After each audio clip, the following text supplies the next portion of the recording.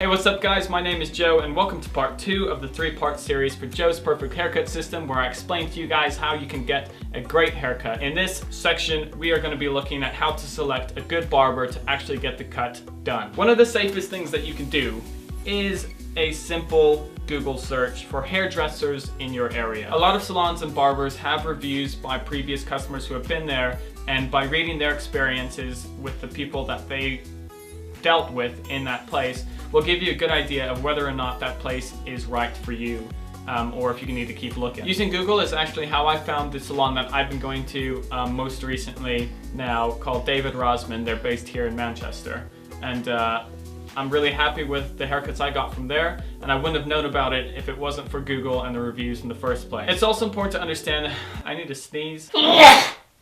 Excuse me. It's important to understand that how a place looks is not a great representation of the actual skill of the employees that work there. Now, I'm not saying that a salon that looks nice doesn't have skilled employees. That's not what I'm saying at all. But recently, there's been a rise in barbershops especially. There's been a lot of new barbershops kind of popping up around the world as a chain.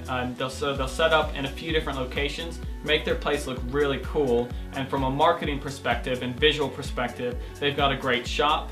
But that's most of their selling points, and the actual talent of the staff usually doesn't match up as well as it actually looks like it would. In no way am I saying all of them are bad. That's not what I'm saying at all. But be especially careful when you're dealing with a barbershop that has numerous chains throughout the area.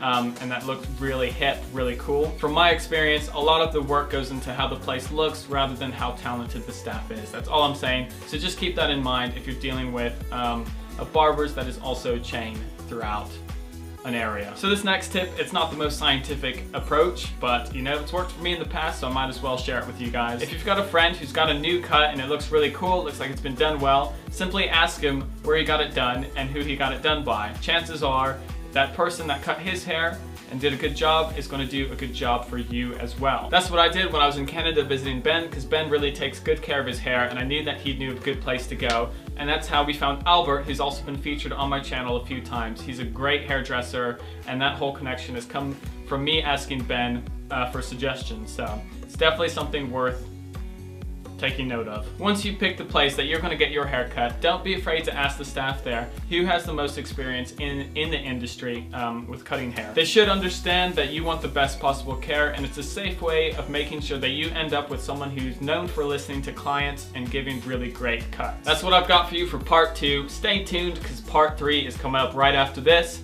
And what is that about again? How to actually communicate with your barber / hairdresser to get the best possible cut. I'll see you in that video, and for now, bye-bye.